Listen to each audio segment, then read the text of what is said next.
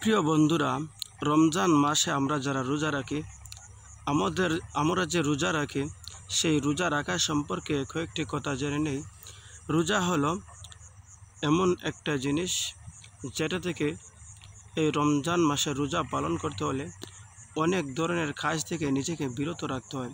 যেমন প্রথমত তাকে পানাহার থেকে, সর্বপ্রকারের পানাহার থেকে বিরত থাকতে হবে। দ্বিতীয় হলো যৌন আকাঙ্ক্ষা, যৌন সঙ্গম থেকে সে নিজেকে বিরত রাখতে হবে।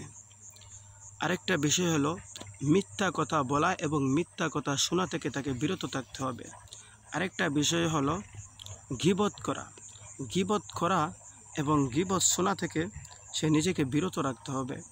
আরেকটা বিষয় হলো কাউকে গালি দেওয়া এবং কারো গালি শোনা, উভয়টা থেকে নিজেকে বিরত রাখতে হবে। ঝগড়া বিবাদ এইগুলা থেকে নিজেকে বিরত রাখতে হবে।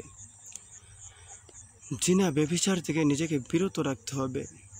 অশ্লীল কিছু দেখা থেকে নিজেকে বিরত রাখতে হবে।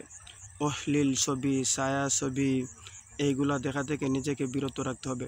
যেমন কেউ যদি মনে করে যে আজকে রোজা রাখছি, দিন কাটছে না, দিন যাচ্ছে না, সময় যাচ্ছে না, একটা অশ্লীল একটা ভিডিও দেখে নেই, একটা ছায়া ছবি দেখে নেই, যেমন কোনো মুভি দেখতে চায় বা নাটক দেখতে চায়, সিরিয়াল দেখতে চায়, এই সিরিয়াল, নাটক, মুভি দেখে সে সময় পার করতে চায়, অথচ সে রোজাদার।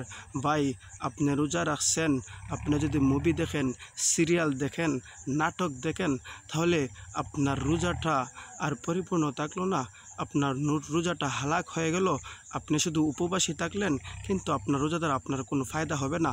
আপনি যদি আপনার রোজা দ্বারা, এই উপবাস দ্বারা আপনি যদি কোনো ফায়দা পেতে চান, লাভবান হতে চান, তাহলে অবশ্যই আপনাকে মুভি দেখা থেকে, নাটক দেখা থেকে, ইন্ডিয়ান সিরিয়াল, বাংলা সিরিয়াল এইগুলো দেখা থেকে নিজেকে অবশ্যই বিরত রাখতে হবে। তাহলে দেখবেন আপনার এই রোজাটা আপনার জন্য লাভজনক হবে, আপনার জন্য ফায়দাজনক হবে। এই রোজা রাখার বদৌলতে আল্লাহ পাক রব্বুল আলামিন নিজ হাতে আপনাদেরকে, এই রোজাদারদেরকে আল্লাহ পাক রব্বুল আলামিন আজর দিয়ে থাকেন। আর সেই আজরটা হলো স্বয়ং আল্লাহ পাক রব্বুল আলামিন নিজেই কীভাবে, সেটা হলো মুফাসসিরিনে কেরাম এবং মুহাদ্দিসিনে কেরাম বলেছেন এবং লিখেছেন যে জান্নাতীদের সামনে আল্লাহ পাক রব্বুল আলামিন নিজের রূপ নিয়ে জান্নাতীদেরকে দেখা দিবেন। আর জান্নাতীরা যারা হবে তারা অবশ্যই রোজাদার হবে। সুতরাং রোজাদারদের আজর হলো তারা আল্লাহ পাক রব্বুল আলামিনকে দেখতে পারবে। তো প্রিয় বন্ধুরা, আমরা রোজা রেখে অশ্লীল কিছু কাজ, অশ্লীল করা, অশ্লীল দেখা, মিথ্যা বলা, মিথ্যা শোনা, গীবত করা, গীবত শোনা, গালি দেওয়া, গালি শোনা, এই সব কিছু থেকে নিজেকে বিরত রেখে আমরা সিয়াম সাধনা করে কিয়াম করি। ভিডিওটা যদি ভালো লেগে থাকে তাহলে অবশ্যই শেয়ার করে দিবেন।